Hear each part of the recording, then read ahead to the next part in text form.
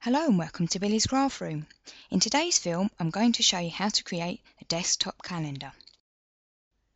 For this project you will need 12 by 12 inch cardstock and some decorative papers. I've printed these from Joanna Sheen's Country Diary of an Edwardian Lady CD. I'll leave details on the blog for where you can get hold of this. From the CD you'll need to print a background paper and one of the coordinating main image papers. You will also need a calendar template. I've created 3 different designs. The one I'm using in today's project is the elegant design, but for those using other kinds of images I've created 2 more. An oriental themed design and a more modern one. Both of these will be available from my blog.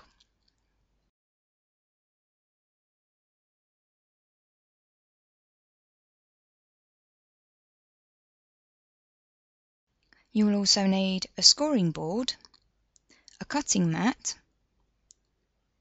a glue pen, a steel ruler and craft knife, a bone folder, some scissors, some decorative ribbon, some double-sided tape and some 3D foam tape. Begin by cutting your 12-inch cardstock in half. You'll get 2 panels measuring 6 inches by 12 inches. Set one of those aside. Cut the second panel in half. This will give you 2 pieces measuring 6 inches by 6 inches. Set one of those aside, and from the other one trim off a 1-inch strip.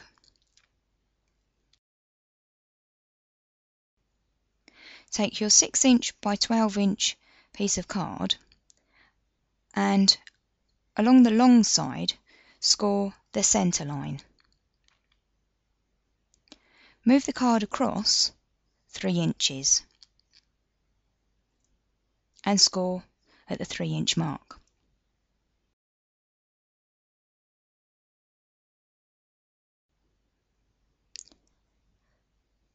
Fold the card in half and use a bone folder to reinforce the fold. Open the card up and then fold the cut end in towards the centre and reinforce this fold using the bone folder once again. This creates the base of the easel. Take the A4 piece of decorative paper and trim it at 5.5 inches. Leave that piece whole, and from the other piece trim this piece to 5.5 by 5.5 and do the same with the second piece. Set this aside for the next project in this tutorial series. From the narrower piece, cut a 1/2 inch deep strip. Trim this to 6 inches long.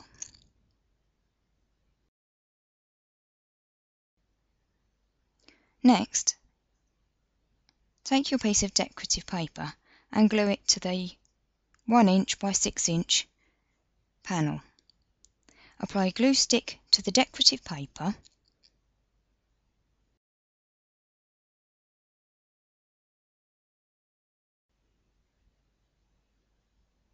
and attach this to the card panel.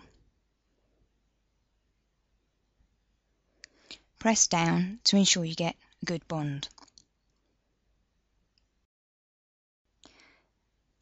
Let's now work on the main panel of the calendar. Take your 5.5-inch square of decorative paper and lay it in place on top of the 6-inch square. Cut a piece of decorative ribbon to approximately 2 inches wider than the decorative paper. Take one of the larger images from the sheet you printed earlier and arrange it on top of the panel until you get an effect that you like. Adjust the ribbon, and when you have everything where you like it, turn the panel over and apply some double-sided tape to the back of the picture where you would like the ribbon to be placed. Remove the backing from the tape and attach your ribbon. Press on the tape to ensure the ribbon stays in place. Apply glue pen to the back of the panel.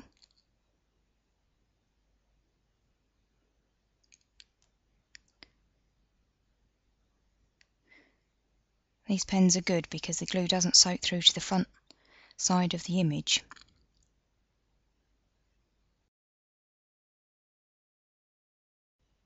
Pick the piece up by the ribbon to avoid getting glue on your fingers.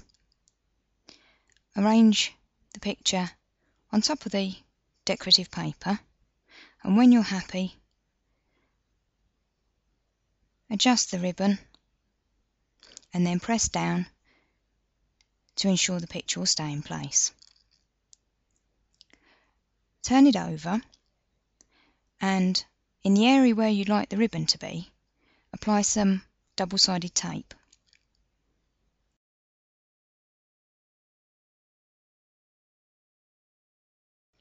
Remove the backing from the tape, and then, working from the front, bring the ribbon to the back and attach it to the tape. Do the same on the other side.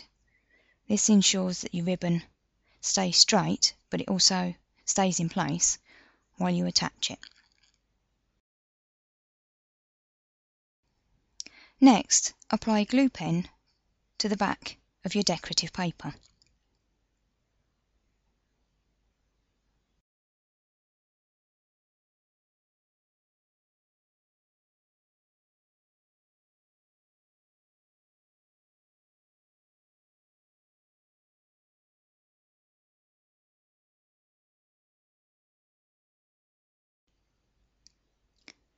And then place your panel on top of the cardstock. Once you're happy it's all lined up, press on the image to ensure that it gets a good bond and will stay in place. Set this aside to dry before you move on.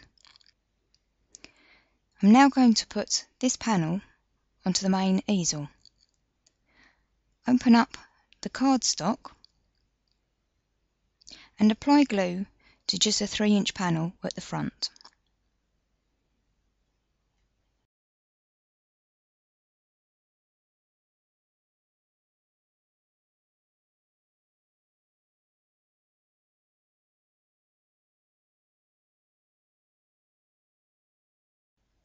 Take your decorative panel and line up along the side and the bottom of the cardstock.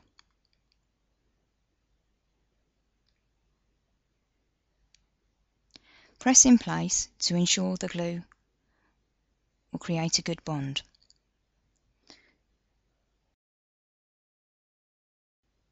When the main panel is dry, take the 6-inch by 1-inch strip that you created earlier and apply some double-sided foam tape to the back of that panel.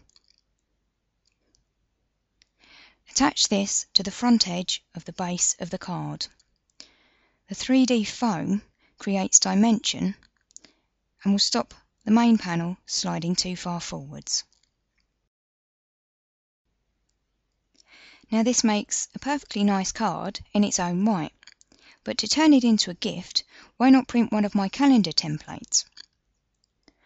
I've trimmed the cards to just outside the lines. This keeps the borders. If you prefer not to have a frame round your calendar, trim just inside the lines. Place the stack of cards in front of the main panel and your calendar is complete. I hope you'll join me in my next tutorial where I'll show you how to create a coordinating gift box.